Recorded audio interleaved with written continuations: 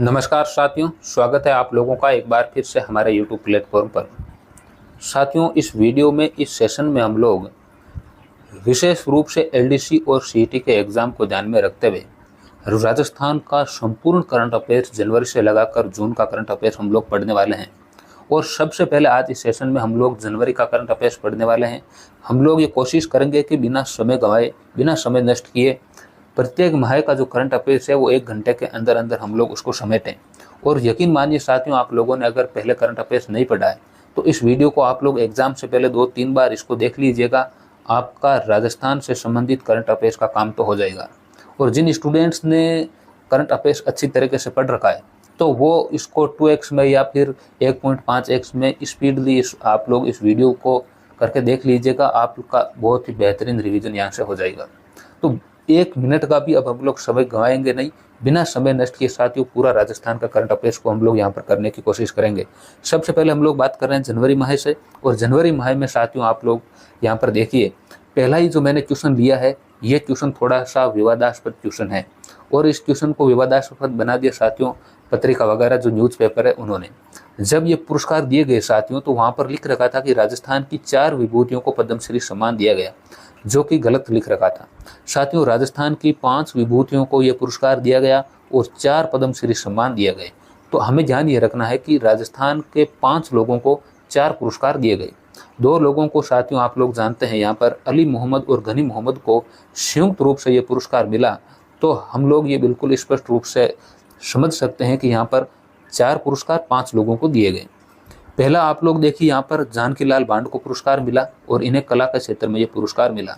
जानकी लाल bond monkey man के रूप से जानते हैं, भीलवाड़ा के ये रहने वाले आप लोग जानते हैं साथियों। बहरूपिया कला यानी कि स्वां कला से संबंधित इनका विशेष रूप से नाम आता है। और दूसरा है यहाँ पर लक्ष्मण भट्ट तेलंग। आप लोगों ने मधु भट्ट तेलंग का नाम सुना होगा। मधु भट्ट तेलंग के पिताजी है लक्ष्मण भट्ट तेलंग। और इन दोनों का ही संबंध किससे है? इनका संबंध है साथियों ध्रुपद गायन से। तो लक्ष्मण भट्ट तेलंग का भी संबंध ध्रुपद गायन से है और इनकी पुत्री जो मधु भट्ट तेलंग कई बार एग्जाम में क्वेश्चन आया है उनका भी संबंध ध्रुपद गायन से है। तो ये आपको ध्यान में होना चाहिए। तो इनको कला के क्षेत्र में ये पुरस्कार मिला, जयपुर के ये रहने वाले हैं। और ये जो कला के क्षेत्र में पुरस्कार मिला किस गायन में, आप लोगों को मैंने बताया ध्रुपद गायन में। और अली मोहम्मद और गनी मोहम्मद ये भी ध्रुपद गायकी के प्रसिद्ध कलाकार है साथियों। और बीकानेर के जो तेजरासर है यहाँ के ये रहने वाले हैं और कला के क्षेत्र में इनको ये पुरस्कार मिला है, यानी कि ध्रुपद गायन में पुरस्कार मिला है। चौथा पुरस्कार यहाँ पर माया टंडन को मिला। सामाजिक क्षेत्र में इन्होंने कार्य किया। और इन्होंने सामाजिक क्षेत्र में कार्य किया क्या है तो आप लोग जानते हैं कि सड़क सुरक्षा के क्षेत्र में इन्होंने बहुत ही बेहतरीन कार्य किया साथियों। और इनका एक संगठन है सहायता नामक संगठन। ये जो सहायता नामक जो संस्था है, सहायता नामक जो संगठन है साथियों, वो सड़क सुरक्षा के क्षेत्र में बहुत ही बेहतरीन कार्य करता है। ये भी आप लोगों को पता होना चाहिए। तो ये 4 पुरस्कार साथियों 5 लोगों को दिए गए। और यहाँ से जो साथियों आप लोग जानते हैं कि हर एग्जाम में इस प्रकार के पद्मश्री, पद्म विभूषण वगैरह सम्मान पूछे जाते हैं, तो ये आपको पता होना चाहिए। अब इनकी कुछ डिटेल्स है उनको मैंने हाईलाइट कर रखा है। और आप लोगों को आगे की जितनी भी अब जो PPT मिलने वाली है यहाँ पर, इन PPT को मैंने हाईलाइट कर रखा है ताकि आपका ध्यान सीधा ही हाईलाइट जहाँ पर कर रखा है वहाँ पर चला जाए। और यहाँ पर हम लोग ये जो PDF है ये मैं टेलीग्राम ग्रुप्स में भी डाल दूंगा। NRSD आपको कैपिटल में लिखना है साथियों, NRSD क्लासेज।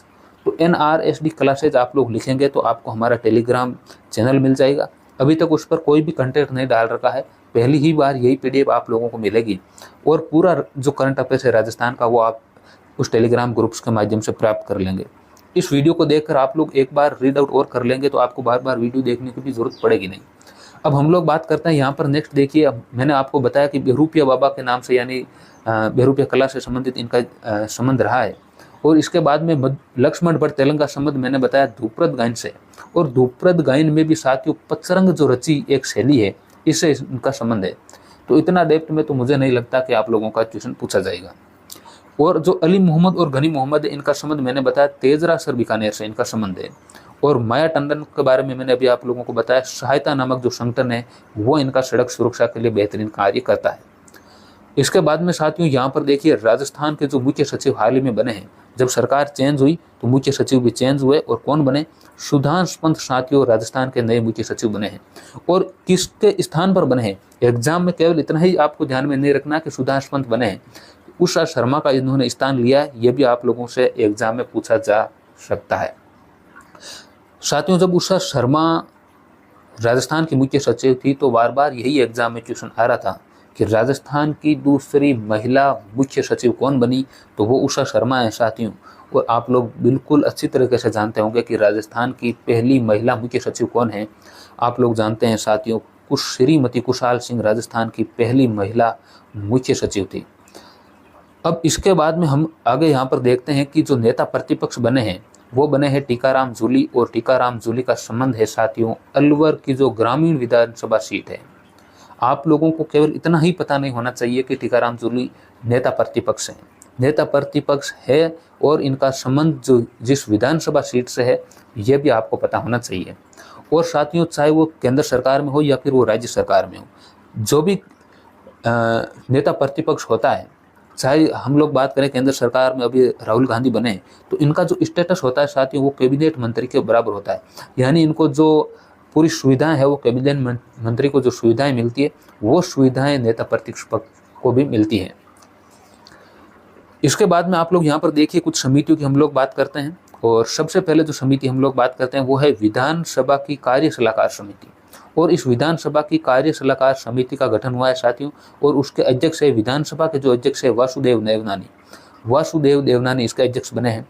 और इसमें कुल सदस्य कितने हैं आप लोग बता दीजिएगा। 16 सदस्य साथियों इस विधानसभा की कार्य सलाहकार समिति में होते हैं। यह भी महत्वपूर्ण बातें हैं, लेकिन इसके साथ साथ में सबसे महत्वपूर्ण बात यह है, एग्जाम में थोड़ा सा आगे जाकर अगर क्वेश्चन पूछे तो यह आप लोगों से पूछ सकता है कि विशेष आमंत्रित सदस्य कौन है। विधानसभा की कार्यकारी जो समिति है उसमें विशेष आमंत्रित सदस्य हैं साथियों भजनलाल शर्मा, जो राजस्थान का आप लोग जानते हैं मुख्यमंत्री है। अगली जो समिति हम लोगों की बात करते हैं वो है विधानसभा की गृह समिति। और विधानसभा की जो गृह समिति है, इस समिति के अध्यक्ष विधानसभा के जो अध्यक्ष है साथियों वह इसके अध्यक्ष की नियुक्ति करते हैं।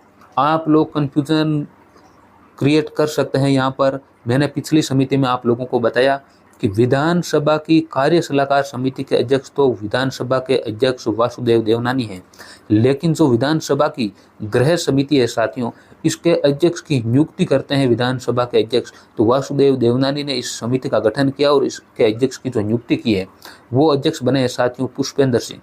तो हमें ध्यान ये रखना है कि पुष्पेंद्र सिंह साथियों यहाँ पर विधानसभा की गृह समिति के अध्यक्ष बने हैं। और इसमें सदस्यों की संख्या आप लोग ध्यान रखें तो रखें, कोई ज़रूरी नहीं है इतना, कोई सदस्यों के बारे में क्वेश्चन एग्जाम में पूछा भी नहीं जाता।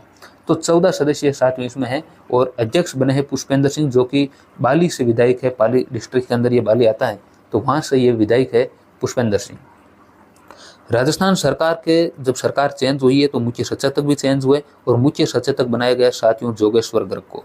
और जोगेश्वर गर्ग जालोर विधानसभा सीट से चुनाव जीते हैं, तो ये भी आप लोगों को ध्यान में रखना चाहिए। और साथियों जो मुख्य सचेतक है इनका भी स्टेटस कैबिनेट मंत्री के बराबर होता है, ये भी आपको ध्यान में रखना चाहिए।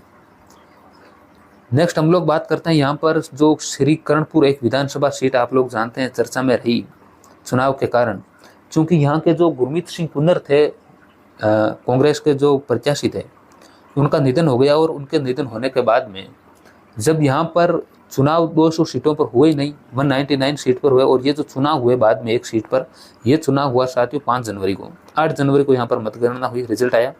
लेकिन यहाँ पर आप लोग जानते हैं कि बीजेपी की सरकार बनी, तो बीजेपी की सरकार ने सुरेंद्र पाल सिंह टीटी को यहाँ पर मंत्री बना दिया। और मंत्री बनाने के बाद में जब चुनाव हुआ तो यहाँ पर इनकी हार हो गई, और जीते कौन साथियों रूपिंदर सिंह कुन्नर जो कि गुरमीत सिंह कुन्नर के पुत्र थे। तो इनकी यहाँ पर विजय हुई, और परिणाम ये हुआ कि इनको फिर त्यागपत्र देना पड़ा।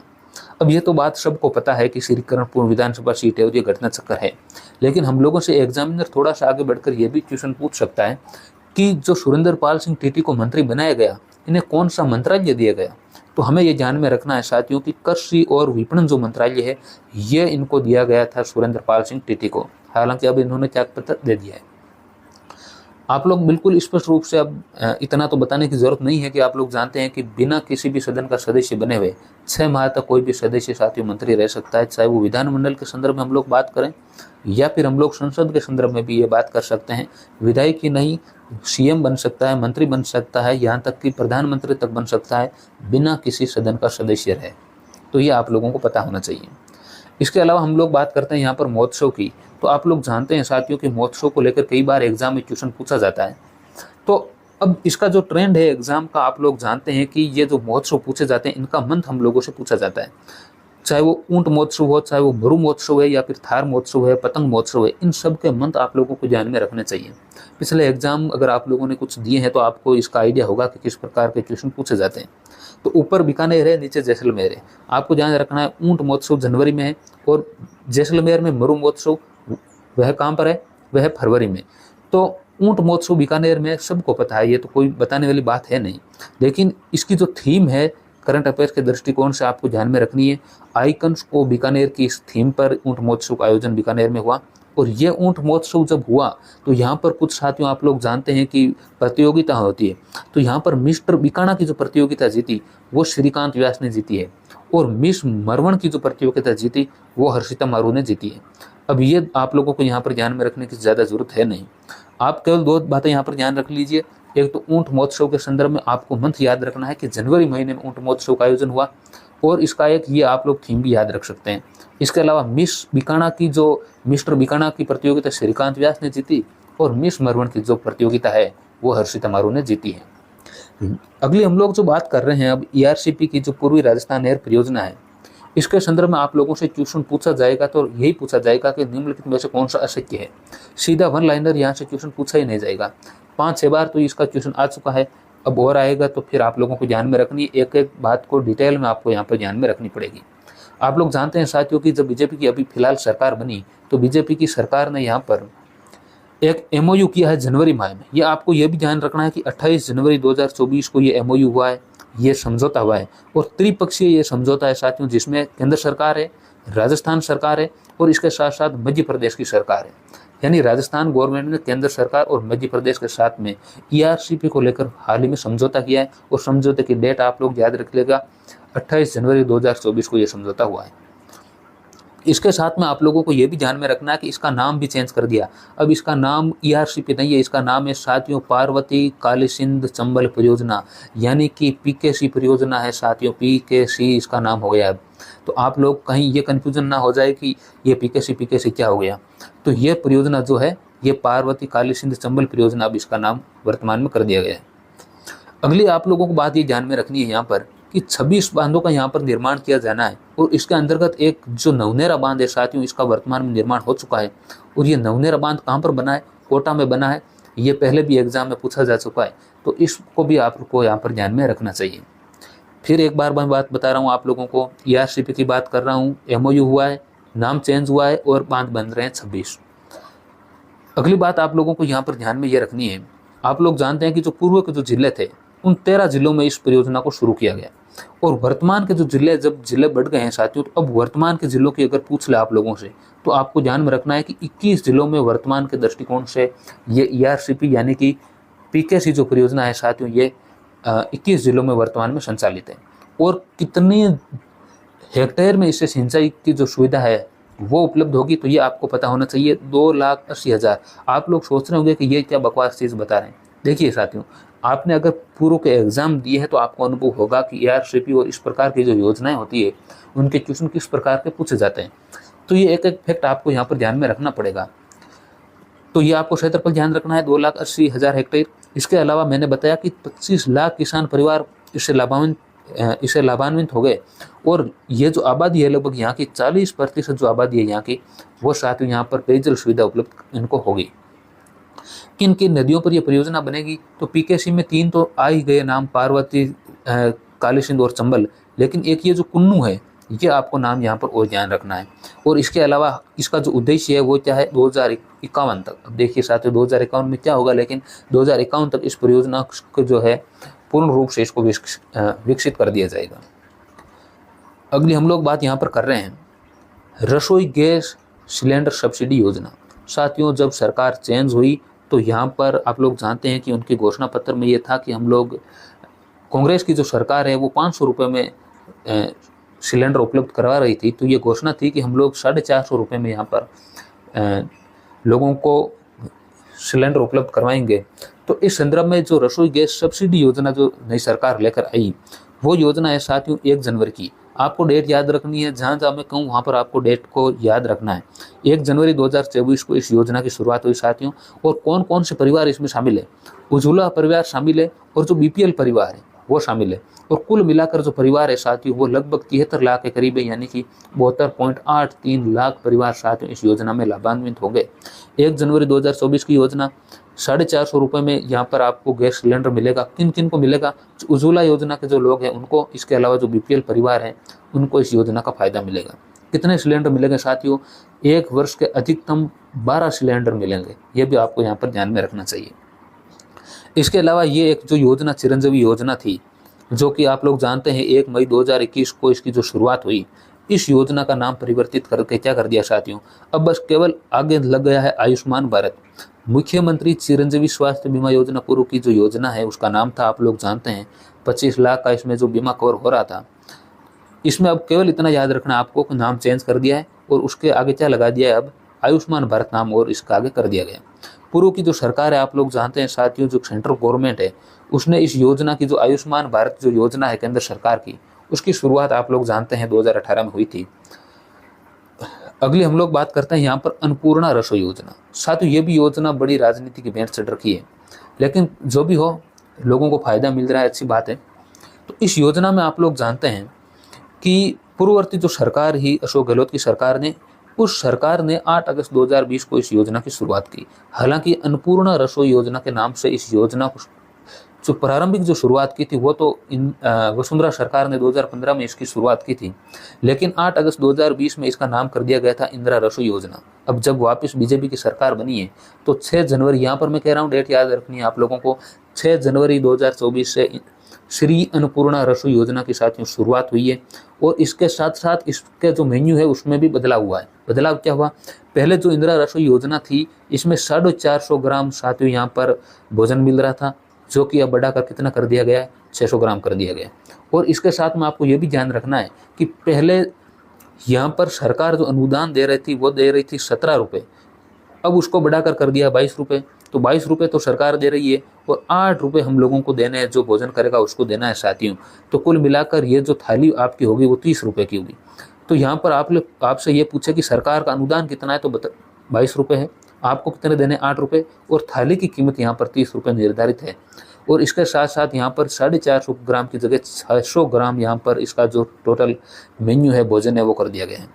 इसके अंदर आप लोगों को ये भी ध्यान में रखना है साथियों कि ये जो 300 ग्राम चपाती मिलेगी, 100 ग्राम दाल मिलेगी, 100 ग्राम सब्जी और 100 ग्राम चावल या फिर जो भी मिलेट्स है, सीरियन है, वो आप लोगों को इस भोजन की थाली में मिलने वाले हैं श्री अन्नपूर्णा रसोई योजना के अंतर्गत। अगली ये एक जो कुछ स्पोर्ट्स से संबंधित जनवरी का करंट अफेयर्स की अगर हम लोग बात करें, अब इस प्रकार की छोटी छोटी प्रतियोगिताएं जो होती है वो कई बार एग्जामिनर पूछ लेता है और हम लोग सोचते हैं कि बड़ा हार्ड पेपर आया। तो आजकल क्या है कि स्कूली प्रतियोगिता भी एग्जाम में पूछ लेता है। तो 1-2 फैक्ट अगर हम लोग ज़्यादा याद रख लेंगे तो उससे कोई बहुत बड़ा फर्क पड़ेगा नहीं। तो एक ये देख लीजिए आप लोग, उत्कर्ष महावीर जो है साथियों, इसने हाल ही में अंडर 11 आयु वर्ग का जो एक प्रतियोगिता हुई है, टेनिस प्रतियोगिता, इसका आयोजन हुआ था साथियों उदयपुर में। तो 68वीं जो राज्य स्तर की साथियों उदयपुर के अंदर टेनिस प्रतियोगिता हुई थी, उसके अंतर उत्कर्ष महावीर जो है साथियों, उसने अंडर 11 में स्वर्ण पदक जीता है। बस ये आपको ध्यान में रखना है। अगला हम लोग बात करें अगर युद्धाभ्यास की, तो डेजर्ट साइक्लोन जो युद्धाभ्यास है और एक सदातांशी, ये वेरी मोस्ट इंपॉर्टेंट है। और ये इंपॉर्टेंट इसलिए है कि इन दोनों में कन्फ्यूजन है। डेजर्ट साइक्लोन हम लोग, हमारी जो भारत की जो सेना है वो करती है संयुक्त अरब अमीरात के साथ में, और जो सदातांशिक है इसकी अभी हाल ही में शुरुआत हुई है, इसका पहला संस्करण है, इसलिए ये वेरी मोस्ट इंपॉर्टेंट आप लोगों के लिए है। और ये है साथियों सऊदी अरब की सेना के साथ में। तो आपको याद ये रखना है कि डेजर्ट साइक्लोन जो है ये संयुक्त अरब अमीरात UAE के साथ में है, और यहाँ पर जो सदातांशिक है ये है साथियों सऊदी अरब के साथ में। तो ये दोनों आप लोगों को ध्यान में रखना है। और सदा तानसी का यह पहला संस्करण है, ये भी आपको पता होना चाहिए। दोनों ही जो युद्धाभ्यास है इनका आयोजन बीकानेर की जो महाजन फील्ड फायरिंग रेंज है यहाँ पर इनका आयोजन होना है, तो ये भी आपको पता होना चाहिए, चाहे डेजर्ट साइक्लोन आप लोगों से पूछे या फिर सदा तानसिक पूछे। अब आप लोग इसमें कोई बड़ा कन्फ्यूजन वाला है नहीं, आपसे युद्धाभ्यास पूछा जाएगा, ये पूछ सकते हैं कि किसके साथ में है और कहाँ पर इसका आयोजन होता है, बस इससे ज़्यादा कोई क्वेश्चन पूछा नहीं जाता। एक संस्करण आपको याद रखना है, यहाँ पर पहला संस्करण इसका है वायु शक्ति जो युद्धाभ्यास है ये केवल भारतीय वायुसेना का है, किसी भी देश के साथ में है नहीं। और इसका जो आयोजन है साथियों वो होता है जैसलमेर के चांदन फील्ड फायरिंग रेंज में।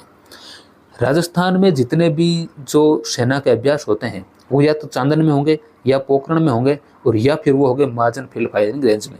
तो ये तीन ही जगह है जहाँ पर राजस्थान में जो सैन्य अभ्यास होता है वो नॉर्मली उनका यहीं पर आयोजन होता है। तो हम लोग ये बात कर रहे हैं कि जैसलमेर के चांदन में भारतीय वायुसेना का जो सबसे बड़ा युद्धाभ्यास है वायु शक्ति, इसका आयोजन यहाँ पर हुआ है। और एक ये कई बार एग्जाम में पूछा गया है धर्म गार्जियन, तो धर्म गार्जियन का संस्करण आप लोगों को ध्यान में रखना है। 5वां संस्करण इसका हुआ है धर्म गार्जियन का, और ये कहाँ हुआ है साथियों, ये भी महाजन बीकानेर में हुआ है। तो ये आपको ध्यान रखना है कि जापान के साथ में ये, अब ये तो सबको पता है, ये पुराने एग्जाम में कई बार क्वेश्चन रिपीट हो चुके हैं, 3-3 4-4 बार ये धर्म गार्जियन का क्वेश्चन पूछा जा चुका है। तो इस प्रकार के नॉर्मल क्वेश्चन पर मुझे नहीं लगता कि आप लोगों को थोड़ा हार्ड लगता होगा ये। अगली ये दिव्य कीर्ति सिंह के बारे में 2-3 बार पिछले एग्जामों में क्वेश्चन आ चुका है। तो दिव्य कीर्ति सिंह साथियों आप लोग जानते हैं कि घुड़सवारी से संबंधित है। नागौर का जो पीहे गांव है यहाँ पर इनका जन्म हुआ था। और दिव्य कीर्ति सिंह को अर्जुन पुरस्कार हाल ही में मिला है। और जो महावीर प्रसाद सैनी है साथियों सूरतगढ़ के रहने वाले आप लोग जानते हैं, जो चूरू के हमारे जो भाला फेंक है सुंदर सिंह गुर्जर, उनके गुरु है महावीर प्रसाद सैनी, तो इनको द्रोणाचार्य पुरस्कार मिला है। खिलाड़ियों को आप लोग जानते हैं साथियों एक मेजर ध्यानचंद पुरस्कार मिलता है और इसके अलावा एक पुरस्कार मिलता है अर्जुन पुरस्कार। और यहाँ पर जो महावीर प्रसाद सैनी है इनको यहाँ पर द्रोणाचार्य पुरस्कार मिला, कोच को यह पुरस्कार दिया जाता है। अब दिव्य कीर्ति सिंह के बारे में आप लोग जानते हैं, देखिए यहाँ पर ये गलत लिख रखा है, जयपुर की निवासी है और पीहे गांव में इनका जन्म हुआ था। ये भी बड़ा कन्फ्यूजन वाला है, तो इस प्रकार का क्वेश्चन पूछा नहीं जाएगा। जो कन्फ्यूजन वाला होता है वो क्वेश्चन नॉर्मली एग्जामिनर नहीं पूछता है। दिव्य कीर्ति सिंह पहली बार चर्चा में रही साथियों, आप लोग जानते हैं कि जो 19वें एशियाई गेम्स हुए थे उसमें इन्होंने घुड़सवारी में स्वर्ण पदक जीता था। और भारत ने ये पुरस्कार साथियों, ये जो पदक है ये 41 वर्ष बाद में जीता। इसी कारण बार बार दिव्य कीर्ति सिंह को लेकर एग्जाम में लगातार ये क्वेश्चन पूछा जा रहा है। तो आपको ध्यान में है कि 19वें एशियाई गेम्स में भारत को स्वर्ण पदक दिलाया है 41 वर्षों के बाद में दिव्य कीर्ति सिंह ने। अच्छा, ये अभी मैंने आप लोगों को बता दिया महावीर प्रसाद सैनी के बारे में, सूरतगढ़ के रहने वाले हैं और द्रोणाचार्य पुरस्कार इनको मिला है साथियों। स्वच्छता के बारे में आप लोग जानते हैं, स्वच्छता जो सर्वेक्षण है साथियों, इसमें पहली बात तो आपको ध्यान में ये रखनी है कि राजस्थान का स्थान इसमें 25वां है। और राजस्थान में भी पहला स्थान अगर आपसे पूछें तो 1 लाख से जो अधिक आबादी है उसमें राजस्थान में पहला स्थान है जयपुर का। और 1 लाख से कम आबादी वाले जो शहर हैं उनमें राजस्थान में पहला स्थान है डूंगरपुर का। पहली बात, अगर आप लोगों को जाहिर सी बात है आपके जो सेंट्रल गवर्नमेंट का भी यहाँ पर आपका करंट अफेयर्स पूछा जाता है, तो उसमें भी आप लोग ये ध्यान रख सकते हैं कि पहला जो स्थान है पूरे देश में वो इंदौर और सूरत। नॉर्मली हर वर्ष इंदौर ही टॉप करता है, लेकिन अब की बार इंदौर के साथ साथ सूरत का भी एक स्थान है। तो इंदौर और सूरत इन दोनों का संयुक्त रूप से पहला स्थान है। इंदौर और सूरत का संयुक्त रूप से पहला स्थान है। और अगर आप लोगों से राज्य पूछे, शहर पूछे तो आप लोग इंदौर और सूरत बता देंगे, लेकिन अगर आप लोगों से यहाँ पर राज्य पूछे तो आप लोगों को महाराष्ट्र ध्यान में रखना है। देखिए साथियों, आप लोग यहाँ पर मध्य प्रदेश के साथ में नहीं चला जाएगा।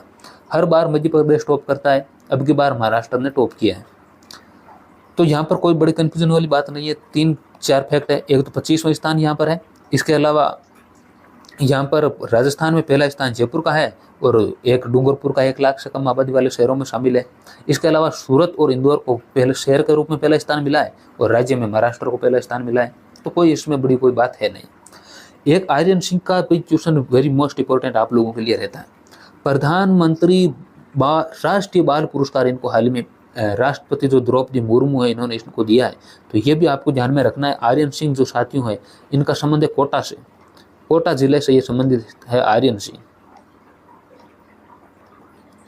और आर्यन सिंह को ये पुरस्कार क्यों मिला, क्योंकि साथियों इन्होंने जो कृषि के क्षेत्र में एक रोबोट इन्होंने बनाया है, एग्रोबोट नाम का जो सिस्टम इन्होंने डेवलप किया रोबोट में, तो इसी के कारण इनको जो है आर्यन सिंह को ये प्रधानमंत्री राष्ट्रीय बाल पुरस्कार से सम्मानित किया गया। इसके अलावा हरिशंकर बाबड़ा की हम लोग बात करते हैं तो हरिशंकर बाबड़ा आप लोग जानते हैं साथियों, हाल ही में इनका निधन हुआ। और हरिशंकर बाबड़ा जो है ये पूर्व उप मुख्यमंत्री थे, आप लोगों को पता है। इसके अलावा आपको ये भी पता है कि जो 2 बार ये विधानसभा अध्यक्ष भी रह चुके हैं और इसके अलावा भाजपा के यानी बीजेपी के ये प्रदेश अध्यक्ष भी रह चुके हैं। जब इस प्रकार से कोई प्रसिद्ध व्यक्ति का निधन होता है तो यहाँ पर निम्नलिखित में से कौन सा असत्य है, इस प्रकार का क्वेश्चन पूछा जा सकता है। तो इसलिए आपको ये सारे फैक्ट आपको यहाँ पर ध्यान में रखने चाहिए। इसके अलावा आपको ये भी इसके साथ में ध्यान रखना चाहिए कि 5 पहले के जो उप मुख्यमंत्री है वो भी आपको ध्यान में होने चाहिए। और इसके अलावा वर्तमान के जो 2 उप मुख्यमंत्री है वो भी आप लोगों को, दिया कुमारी और परमचंद बैरवा, ये भी आपको यहाँ पर ध्यान में होना चाहिए। अब ये एक जो साथियों एक स्वतंत्रता सम्मान निधि है, ये भी बड़ी राजनीति की भेंट चढ़ रखी है, लेकिन हम लोगों को एग्जाम के दृष्टिकोण से इसको याद रखना है।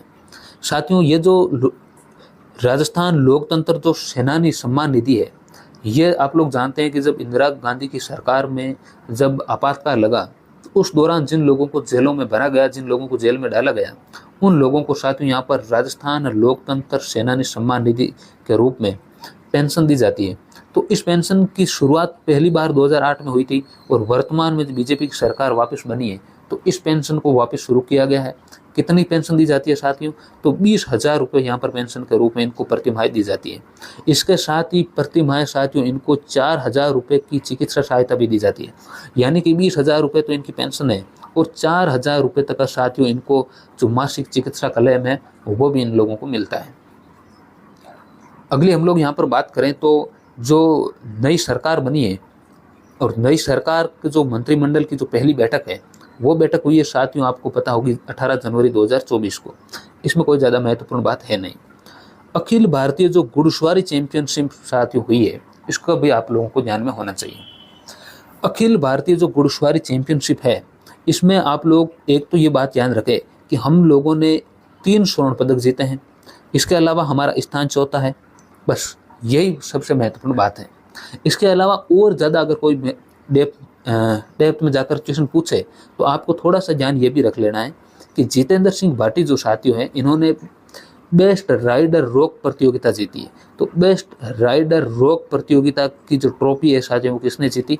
जितेंद्र सिंह भाटी ने जीती है, जो कि राजस्थान पुलिस के उप अधीक्षक के रूप में कार्यरत है। तो इस घुड़सवारी चैंपियनशिप को आपको बस इतना ही याद रखना है, कोई ज़्यादा इसमें बड़ी बात है नहीं। अच्छा, यहाँ पर आप लोग कहीं कंफ्यूजन नहीं हो जाए कि घुड़सवारी में तो आपने दिव्य कीर्ति सिंह को बताया। देखिए साथियों, ये जो ट्रॉफी का आयोजन होता है ये केवल पुलिस विभाग के लिए होता है। तो यहाँ पर अलग अलग स्टेट की जो पुलिस है, चाहे वो राजस्थान पुलिस है या अन्य जो महाराष्ट्र की पुलिस है, हैदराबाद की, जो भी अलग अलग स्टेट की जो पुलिस है, इसका आयोजन मैंने बताया आप लोगों को। आप ध्यान रखना, हैदराबाद में हुआ ऐसा कोई क्वेश्चन पूछता नहीं है। वैसे हमें केवल इसमें स्थान ध्यान में रखना है, 4था स्थान हम लोगों को प्राप्त हुआ है। अगली हम लोग यहाँ पर बात करते हैं कि जो जूनियर बालक राष्ट्रीय हैंडबॉल प्रतियोगिता हुई है, इसके पहली बात तो इसका जो आयोजन है साथियों वो कहाँ पर हुआ? तो इसका आयोजन हुआ है करौली में। इसका संस्करण आपको ध्यान में रखना 46वां संस्करण है और राजस्थान की टीम ने साथियों यहाँ पर रजत पदक जीता है। तो स्वर्ण पदक किसने जीता साथियों? स्वर्ण पदक जीता है हरियाणा ने। बस इतना ही ध्यान में रखना है। जूनियर बालक राष्ट्रीय हैंडबॉल प्रतियोगिता, मैं फिर कह रहा हूँ कि इस प्रकार के क्वेश्चन पूछे जा रहे हैं, इसलिए मैं इस प्रकार के कंटेंट को यहाँ पर शामिल किया है। आप लोग सोच रहे होंगे कि केवल फेमस हम लोग याद कर लें, काम चल जाएगा। काम चल जाता है, लेकिन 3-4 फैक्ट अगर आप लोग ज़्यादा याद रख लेंगे तो मुझे नहीं लगता कि आप लोगों के लिए ओवरडोज हो जाएगा इतना सा। तो इसके अलावा आपको यहाँ पर ध्यान में रखना है कि श्री राम जब अयोध्या में जब भगवान श्री राम का मंदिर बना तो उसके बाद में राजस्थान में एक आप लोग जानते हैं 2013 से एक योजना चल रही है, वरिष्ठ नागरिक तीर्थ यात्रा योजना, जिसके तहत बुजुर्गों को साथियों अलग अलग तीर्थ जो है, तीर्थ भारत के जो 4 धाम तीर्थ है, उनकी यात्रा नॉर्मली इससे करवाई जाती है। तो इसके साथ साथ में आपको ये ध्यान रखना है कि जब भगवान श्री राम का मंदिर बनाकर तैयार हुआ तो इनके लिए भी 3,000 यात्रियों की जो सुविधा है भारत सरकार के द्वारा वरिष्ठ नागरिक तीर्थ यात्रा योजना के तहत की गई। अगली हम लोग बात करते हैं, एक सम्मेलन है, कुछ सम्मेलन हम लोग पढ़ेंगे आगे और भी, लेकिन यहाँ पर एक सम्मेलन है भारतीय बागवानी शिखर सम्मेलन। तो भारतीय बागवानी जो शिखर सम्मेलन है साथियों, इसका आयोजन हुआ राजस्थान कृषि अनुसंधान संगठन दुर्गापुरा जयपुर। आप लोगों को पता होगा कि इसकी स्थापना 1993 में इसकी स्थापना हुई है। हालांकि इसके स्थापना के संदर्भ में बड़ी कंट्रोवर्सी है, 93 में भी आता है, 56 भी आता है, तो इसको आप ज़्यादा लोड देना, इस प्रकार का क्वेश्चन पूछते नहीं है। आपको केवल इतना पता रखना है कि भारतीय बागवानी शिखर सम्मेलन का आयोजन राजस्थान कृषि अनुसंधान संगठन दुर्गापुरा जयपुर में इसका आयोजन हुआ है। इसके अलावा एक ये जो इलेक्शन बडी ऐप है साथियों, इनके लिए जो गंगानगर डिस्ट्रिक्ट के जो विधानसभा चुनाव चल रहे थे साथियों, तो उस दौरान जो गंगानगर के जो जिला कलेक्टर थे अंशदीप ने साथियों एक इलेक्शन बडी ऐप का इजाद किया वहाँ के लोगों की सुविधा के दृष्टिकोण से। तो इसी कारण राष्ट्रपति जो द्रौपदी मुर्मू है साथियों, इन्होंने यहाँ पर नई दिल्ली में इनको एक प्रशस्ति पत्र के द्वारा इनको सम्मानित किया गया। तो ये भी आपको ध्यान रखना है कि जो इलेक्शन बडी ऐप है इसका संबंध किस जिला कलेक्टर से है, तो गंगानगर के जो जिला कलेक्टर है साथियों, उसके संदर्भ में आपको यहाँ ध्यान रखना है अंशदीप। इसके अलावा यहाँ पर हम लोग आगे बात करते हैं, तो ये जो एक डीजी और आईजी सम्मेलन हुआ, ये वेरी मोस्ट इंपॉर्टेंट है साथियों, इसलिए कि ये बहुत बड़ा सम्मेलन है।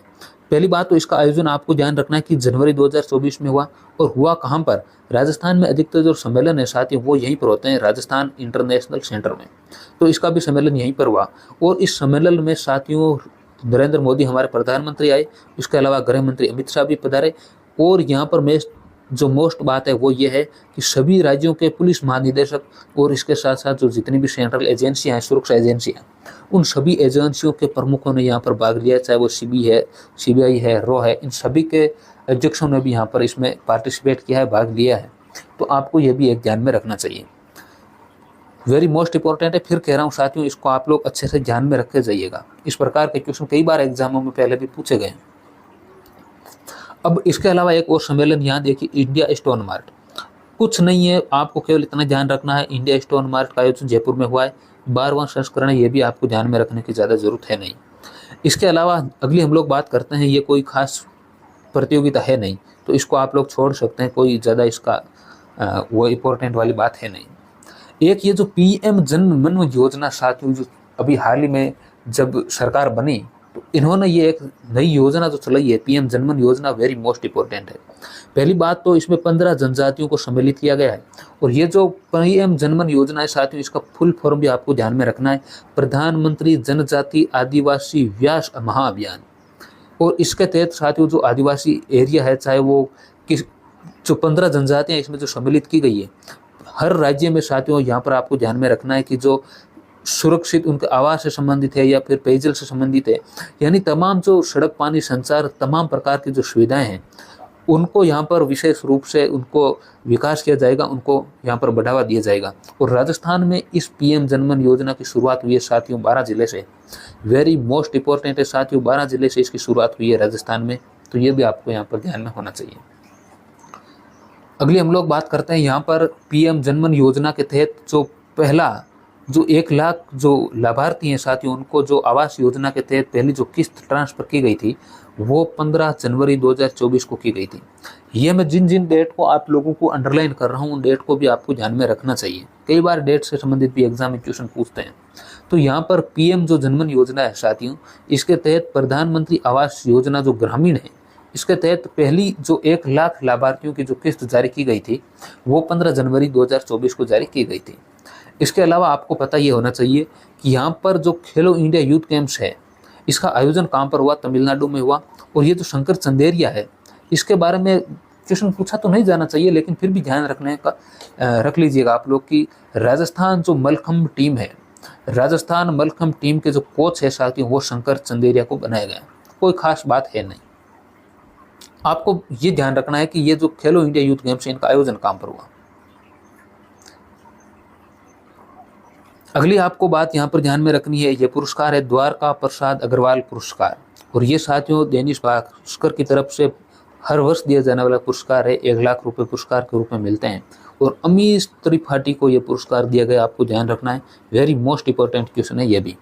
इसके अलावा राष्ट्रपति पुलिस पदक, ये राष्ट्रपति पुलिस पदक 2 प्रकार के होते हैं साथियों, एक राजस्थान सरकार के द्वारा दिए जाते हैं, और दूसरे जो केंद्र सरकार का जो गृह मंत्रालय है वो भी राष्ट्रपति जो पुलिस पदक है वो देता है। तो कई बार स्टूडेंट इसको लेकर बड़ा कंफ्यूजन में रहता है कि ये क्या पुरस्कार है, कौन कौन इसमें शामिल है। तो राजस्थान वाले जो पुरस्कार है साथियों, उसमें 4 लोगों को दिया गया। किस किस को दिया गया, एक है यहाँ पर परसाका माथुर, एक है प्रेम सिंह, एक है भीम सिंह, और एक है ब्रजेश कुमार। चार आप लोगों को पुलिस कर्मियों को ध्यान में रखना है। प्रशाका माथुर है, प्रेम सिंह है, भीम सिंह है और ब्रजेश कुमार है। और आप लोग जानते हैं कि जो भी राजस्थान के बड़े पदक हैं वो राज्यपाल ही देंगे। तो कलराज मिश्र ने यहाँ पर जो 75वां जो गणतंत्र दिवस है साथियों, इस समारोह में मान सिंह स्टेडियम में यहाँ पर ये पुरस्कार दिए गए। तो आपको केवल ये 4 नाम याद रखने हैं, इससे के अलावा यहाँ पर कोई क्वेश्चन पूछा जाना नहीं चाहिए। और जो पुरस्कार केंद्र सरकार के द्वारा, जो केंद्रीय गृह मंत्रालय के द्वारा जो पुरस्कार दिए जाते हैं, वो 2 लोगों को यहाँ पर दिए गए। एक तो दिया गया साथियों यहाँ पर सचिन मित्तल को, एक सचिन मित्तल को दिया गया और एक पुरस्कार यहाँ पर दिया गया साथियों सेंगाथीर को, सेंगाथीर। तो सचिन मित्तल और सेंगाथीर, ये 2 आप लोग विशेष रूप से ध्यान रखना। आप लोग जानते हैं सचिन मित्तल अतिरिक्त पुलिस महानिदेशक है और सेंगाथीर भी यहाँ पर अतिरिक्त पुलिस महानिदेशक है इंटेलिजेंस के। तो इसमें आपको ऐसा नहीं पूछा जाएगा, आप केवल नाम याद रखने। एक आप सचिन मित्तल का नाम याद रख लीजिएगा और एक आप सेंगाथीर का नाम याद रख लीजिएगा। अगर आपसे पूछे केंद्रीय गृह मंत्रालय के राष्ट्रपति पुलिस पदक किन लोगों को दिए गए। अब कुछ अन्य महत्वपूर्ण करंट अफेयर्स है जिनको हम लोग कुछ ही देर में कंप्लीट करने की कोशिश करेंगे। यहाँ पर वन लाइनर के रूप में जो महत्वपूर्ण फैक्ट है उन फैक्ट्स को मैंने यहाँ पर आप लोगों के सामने शामिल किया है। तो सबसे पहले देखिए साथियों, यहाँ पर राष्ट्रीय जो युवा दिवस है, इस राष्ट्रीय युवा दिवस को राजस्थान में 2024 में साथियों करियर डे के रूप में मनाया गया। पहली बात, अब सीधा सीधा पूछा जाएगा कि करियर डे के रूप में किस दिवस को मनाया गया, तो राष्ट्रीय दिवस के रूप में मनाया गया, राष्ट्रीय युवा दिवस को मनाया गया। इसके अलावा एक जो स्पर्श कुष्ठ जागरूकता जो अभियान है साथियों, जो कुष्ठ रोगों से संबंधित जागरूकता लोगों में पैदा करने के लिए, जाहिर सी बात है कि जब गर्मी का मौसम आता है साथियों, तो जो चर्म रोग है वो बहुत ही ज़्यादा होने की संभावना रहती है। तो इसलिए कुष्ठ जागरूकता अभियान जो है वो जयपुर में चलाया गया। आपको यहाँ पर जयपुर ध्यान में रखना है। इसके अलावा इसकी जो थीम है कलंक मिटाए गरिमा अपनाएं, ये भी थोड़ी आप लोग ध्यान रख सकते हैं। इसके अलावा साथियों ये एग्जाम में पूछे जाने की संभावना है कि 15 फरवरी 2024 से राजस्थान की जो जितनी भी स्कूलें हैं उनमें सूर्य नमस्कार को, चाहे वो निजी स्कूलें हैं या फिर वो सरकारी स्कूल हैं, उनमें सूर्य नमस्कार को साथियों यहाँ पर अनिवार्य किया गया। इसके अलावा राजस्थान में जो एक एंटी गैंगस्टर टास्क फोर्स का गठन किया जाएगा। जो भी युवा है साथियों, जो नए जो युवा है वो इस प्रकार के लोगों से, जो गैंगस्टर टाइप के जो लोग होते हैं उनसे प्रभावित होकर उस प्रकार की गतिविधियों में सम्मिलित होते हैं, तो उनकी धरपकड़ करने के लिए ये एक एंटी गैंगस्टर टास्क फोर्स का यहाँ पर गठन किया जाएगा। इसके अलावा राजस्थान जो में साथियों एक जो इलेक्ट्रो होम्योपैथी है, इस इलेक्ट्रो होम्योपैथी को एक सम्मेलन तो हुआ ही है, इसका जो सेमिनार हुआ है 13वां जयपुर में। और मैंने कहा जयपुर में जो भी सम्मेलन होगा अधिकतर सम्मेलन रामपुर राजस्थान इंटरनेशनल सेंटर में ही होते हैं। तो ये तो हुआ ही है। इससे ज़्यादा महत्वपूर्ण बात क्या है? इससे ज़्यादा महत्वपूर्ण बात है कि जो इलेक्ट्रोपैथी चिकित्सा पद्धति है इसको मान्यता देने वाला देश का पहला राज्य है साथियों राजस्थान। ये आपको ध्यान में रखना है। इसके अलावा यहाँ पर एक जो कबड्डी प्रतियोगिता का आयोजन हुआ हाल ही में, वो हुआ था सवाई मान सिंह स्टेडियम जयपुर में, 67वीं राष्ट्रीय विद्यालय कबड्डी प्रतियोगिता। इसके अलावा यहाँ पर एक जो पुरस्कार, एक जो अभी जो एक बुक जो है यहाँ पर इसका उद्घाटन हुआ है, हाल ही में विमोचन हुआ है, तो ये भी आपको पता होना चाहिए। कलाओं की अंतर्दृष्टि, इस कलाओं की अंतर्दृष्टि बुक के रचनाकार है साथियों राजेश कुमार व्यास। तो राजेश कुमार व्यास ने यहाँ पर ये बुक लिखी है कलाओं की अंतर्दृष्टि, और इसका जो विमोचन किया है साथियों वो किया है केंद्रीय संगीत नाटक अकादमी। आप लोग जानते हैं केंद्रीय संगीत नाटक अकादमी नई दिल्ली में है और राजस्थान की जो राजस्थान संगीत नाटक अकादमी है वो है जोधपुर में। तो जो केंद्रीय संगीत नाटक अकादमी है साथियों उसकी अध्यक्ष है संध्या पुरेचा। संध्या पुरेचा ने यह पुरस्कार दिया है किसको? राजेश कुमार व्यास को यह पुरस्कार दिया है उनकी रचना कलाओं की अंतर्दृष्टि के लिए। अगली यहाँ पर एक ये एग्जाम में शायद किसी में क्वेश्चन पूछा भी गया था अभी, ये देखिए एक जो साड़ी वॉकथॉन हाल ही में हुआ है, ये कहाँ पर हुआ? कोटा में। और वस्त्रों से संबंधित एक ये आत्मनिर्भर भारत उत्सव का भी आयोजन किया गया। तो इसका जो आयोजन है साथियों वो हुआ है कोटा में। दो बातें यहाँ पर है, दोनों ही कोटा से संबंधित है। तो इन दोनों ही कोटा से संबंधित जो फैक्ट है वेरी मोस्ट इंपॉर्टेंट है, आपको ध्यान में होने चाहिए। इसके अलावा यहाँ पर जो 75वां साथियों गणतंत्र दिवस है, यहाँ पर इस गणतंत्र दिवस के अवसर पर जो कर्तव्य पथ है साथियों, जिसका पहले नाम था राजपथ, तो राजपथ का नाम अब क्या है? कर्तव्य पथ है। तो इस कर्तव्य पथ पर साथियों यहाँ पर ऊंट दस्ते का नेतृत्व किया है हमारी राजस्थान की सब इंस्पेक्टर सविता आर्य ने। ये आपको ध्यान में रखना है, खेतड़ी से संबंधित ये है साथियों। अगली हम लोग बात कर रहे हैं यहाँ पर कि एक राम सेतु ओवर ब्रिज का निर्माण हुआ है बालोतरा में। आप लोग राम सेतु से कहीं तमिलनाडु ना चले जाएं साथियों। राम सेतु ओवर ब्रिज का निर्माण बालोतरा में हुआ है और किस एनएच पर निर्माण हुआ है तो आप ध्यान रखिए, राष्ट्रीय राजमार्ग 112 पर इसका निर्माण हुआ है। इसके अलावा जो विकसित भारत संकल्प यात्रा है, राजस्थान में इसकी जो शुरुआत है साथियों वो हुई थी 16 दिसंबर 2023 से और 17 जनवरी 2024 तक इसका आयोजन हुआ है। तो ये भी आपको यहाँ पर डेट याद रखनी है, 16 दिसंबर 2023 से लगाकर 17 जनवरी 2024 तक इसका आयोजन हुआ है। कितनी ग्राम पंचायतों में और शहरी निकायों में हुआ है तो 10,550, ये भी थोड़ा आप लोग ध्यान रख ही लीजिएगा। इसके अलावा अब इसमें कोई विशेष महत्वपूर्ण बात है नहीं। यहाँ पर आपको ध्यान ये रखना है कि जो राजस्थान की सबसे जो वृद्ध बाघिन थी ST2, इसका हाल ही में साथियों यहाँ पर निधन हो गया है, जो कि सरिस्का में ये विशेष रूप से निवास कर रही थी। अगली हम लोग बात कर रहे हैं यहाँ पर एक जिला एक उत्पाद जो केंद्र सरकार का जो कार्यक्रम है साथियों, इसमें राजस्थान को कौन सा स्थान मिला है तो राजस्थान को दूसरा स्थान मिला है, यानी कि राजस्थान को कांस्य पदक यहाँ पर मिला है। इसके अलावा महत्वपूर्ण बात यहाँ पर है कि जो राजस्थान में मेवाड़ घराने से संबंधित साथियों जो राजकुमार वर्तमान में जो लक्ष्य राज सिंह है, तो ये जो लक्ष्य राज सिंह है साथियों राजघराने से संबंधित, ये तनाव प्रबंधन के क्षेत्र में बहुत ही महत्वपूर्ण कार्य कर रहे हैं और इसी कारण इनका हाल ही में नाम Guinness book of world record में शामिल किया गया है। तो तनाव प्रबंधन के क्षेत्र में विशेष उल्लेखनीय कार्य करने के लिए लक्ष्य राज सिंह मेवाड़ को साथियों Guinness book of world record में इन्होंने एक रिकॉर्ड बनाया, इसमें इनका नाम सम्मिलित किया गया है। इसके अलावा जो 78 नंबर के जो संयुक्त राष्ट्र महासभा के जो महासचिव बने साथियों, वो बने हैं डेनिस फ्रांसिस। तो ये जो डेनिस फ्रांसिस बनने के कुछ समय बाद में राजस्थान में और भारत में जो 75वां जो गणतंत्र दिवस का आयोजन हो रहा था, इस दौरान भारत के मुख्य अतिथि के रूप में कौन साथियों यहाँ पर आए थे तो इसके साथ में ये डेनिस फ्रांसिस उस समय भी यहाँ पर आए थे। और विशेष रूप से आप लोग जानते हैं कि जो फ्रांस के जो राष्ट्रपति है इमानुएल मैक्रों, वो भी यहाँ पर आए थे। तो इस दौरान डेनिस फ्रांसिस ने साथियों यहाँ पर जयपुर की भी यात्रा की। ये थोड़ा आप लोग ध्यान रख लीजिएगा, इस प्रकार का क्वेश्चन भी क्या पता है एग्जामिनर के दिमाग में आ जाए। इसके अलावा यहाँ पर हम लोग बात कर रहे हैं अगली यहाँ पर एक ये महत्वपूर्ण बात आप लोग देखिएगा कि जो ख्वाजा साहब की दरगाह जो अजमेर है, यहाँ पर जो इनका उर्स है 812 नंबर का यहाँ पर उस हाल में यहाँ पर आयोजन हुआ है। और इस उर्स का आयोजन आप लोग जानते हैं, इस उर्स की शुरुआत जो भीलवाड़ा का गौरी परिवार है साथियों, उसने इसकी शुरुआत की और यही इसका आयोजन करता है। तो भीलवाड़ा का गौरी परिवार जो साथियों है, हाल ही में इन्होंने यहाँ पर 812 नंबर का जो उर्स है इसका यहाँ पर आयोजन हुआ है ख्वाजा साहब की दरगाह पर। इसके अलावा जो केंद्रीय जो गृह मंत्रालय की जो एक रिपोर्ट आती है मामलों को जो निस्तारण से संबंधित, परिवादी से संबंधित, तो इसमें जो राजस्थान का जो पाली का जो पुलिस है, इसका जो सबसे साथियों महत्वपूर्ण स्थान है, पहला स्थान इसको प्राप्त हुआ है। तो ये आपको ध्यान में रखना है, यानी कि जो आपराधिक मुकदमे जो दर्ज होते हैं साथियों, उनके निस्तारण में पहला स्थान किसका है तो पाली पुलिस का है। ये आपको ध्यान में रखना चाहिए। इसके अलावा यहाँ पर 75वें जो गणतंत्र दिवस है, इसकी मैंने अभी पीछे बात की थी, तो इसमें आपको ध्यान ये रखना है, सविता आर्य का मैंने बताया आपको कि जो ऊंट दस्ता है उसका नेतृत्व किया। और यहाँ पर आपको एक बात और ध्यान रखनी है कि 75वें इस गणतंत्र दिवस की परेड में जो राजस्थान की झांकी थी, इसका विषय क्या था, इसकी थीम क्या थी साथियों, विकसित भारत में पधारो मारे देश। पधारो मारे देश आप लोग जानते हैं राजस्थान पर्यटन विभाग की थीम है और उसी थीम के आधार पर राजस्थान की झांकी की जो थीम साथियों रखी गई वो थी विकसित भारत में पधारो मारे देश। अगली हम लोग बात करते हैं यहाँ पर कि जो एक फैशन एक्सपो का आयोजन हुआ, ये हुआ है साथियों हाल ही में सीतापुरा जयपुर में जो जेम्स एंड ज्वेलरी पार्क जो है यहाँ पर इसका आयोजन हुआ है।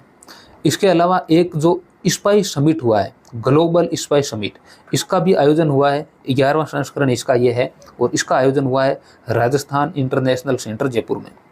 इसके अलावा ये मैं जो कुछ फैक्ट है इनको छोड़ रहा हूँ साथियों, इनका कोई मतलब है नहीं, इनको याद करके आप बिना फालतू के दिमाग में एरर ही आएगा ज़्यादा बिना फालतू का कंटेंट पढ़ने से। तो इसलिए मैं महत्वपूर्ण कंटेंट ही आप लोगों के सामने में रखना हूँ। तो यहाँ पर देखिए राजस्थान इंटरनेशनल सेंटर जो जयपुर है, यहाँ पर हाल ही में साइबर हैकाथॉन का भी आयोजन हुआ है। तो जितने भी अधिकतर मैंने कहा आप लोगों को जो भी आयोजन है, जो भी समिट होते हैं, जो भी कोई किसी भी प्रकार का प्रोग्राम होता है राजस्थान से संबंधित, तो अधिकतर जो प्रोग्राम है वो यहाँ पर राजस्थान इंटरनेशनल सेंटर में ही होते हैं। तो यहाँ पर मैं आपको बता रहा हूँ कि राजस्थान इंटरनेशनल सेंटर में साइबर हैकाथॉन का आयोजन हुआ है। अभी मैंने बताया यहाँ पर ग्लोबल स्पाइस समिट का भी यहाँ पर आयोजन हुआ है। इसके साथ ही साथियों मैंने अभी बताया था आप लोगों को, जो फ्रांस के राष्ट्रपति है इमानुएल मैक्रो, इन्होंने भी हाल ही में जयपुर की यात्रा की थी और यह भी 75वां जो गणतंत्र दिवस है साथियों, इसके मुख्य अतिथि के रूप में शामिल लिए थे। मुख्य अतिथि है साथियों इमानुएल मैक्रो।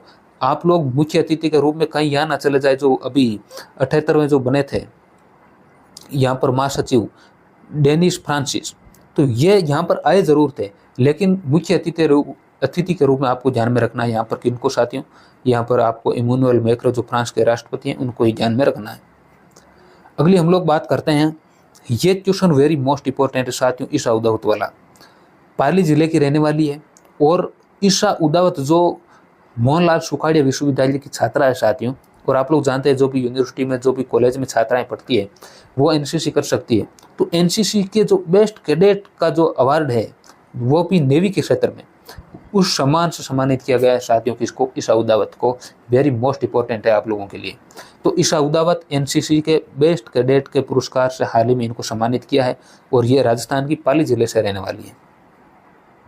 अगली महत्वपूर्ण बात आप लोग ध्यान रखिएगा, राजस्थान इंटरनेशनल सेंटर में ही हाल ही में जब मतदाता दिवस 25 जनवरी को आया, तो मतदाता दिवस का जो आयोजन है साथियों वो भी राज्य स्तर का आयोजन है। राजस्थान इंटरनेशनल सेंटर जयपुर में इसका आयोजन हुआ है और इसकी थीम आप लोग याद रखिएगा कि मतदान जैसा कुछ नहीं, मतदान जैसा कुछ नहीं, ये आपको थीम यहाँ पर ध्यान में रखनी है। अगली यहाँ पर महत्वपूर्ण बात है, ये तो मैंने अभी आपको बताया भी था कि 1 लाख से अधिक आबादी वाले जो स्वच्छता रैंकिंग थी उसमें जयपुर का पहला स्थान है, और 1 लाख से जो कम आबादी है इसमें पहला स्थान है यहाँ पर डूंगरपुर का। कहाँ गया डूंगरपुर, ये रहा। तो डूंगरपुर जो नगर परिषद है या डूंगरपुर जो जिला है इसका पहला स्थान है 1 लाख से कम आबादी में, और 1 लाख से अधिक आबादी में साथियों यहाँ पर जयपुर हेरिटेज जो है उसका पहला स्थान है। इसके अलावा आप लोग जानते हैं कि 2024 का जो वर्ष है ये है कैमल यानी ऊंट वर्ष के रूप में साथियों 2024 को मनाया जाएगा, और 2023 का जो वर्ष था मैंने आप लोग जानते होंगे कि बाजरा दिवस के जो बाजरा वर्ष है उसके रूप में 2023 के वर्ष को मनाया गया था। तो ये आपको संयुक्त राष्ट्र के 2 वर्ष, एक तो 2024 का जो कैमल वर्ष है यहाँ पर कैमलिट्स लिखा है कैमल वर्ष, और यहाँ पर मैंने आपको ये महत्वपूर्ण बात आपको और ध्यान में रखनी चाहिए।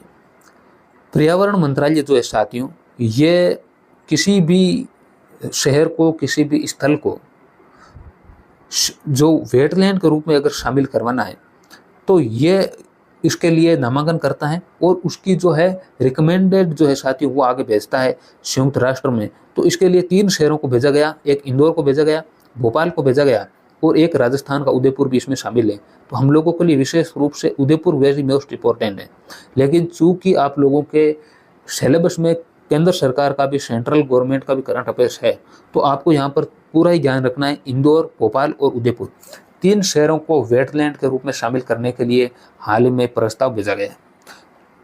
तो ये साथियों हम लोगों ने जनवरी का जो करंट अफेयर्स है वो कंप्लीट कर लिया है।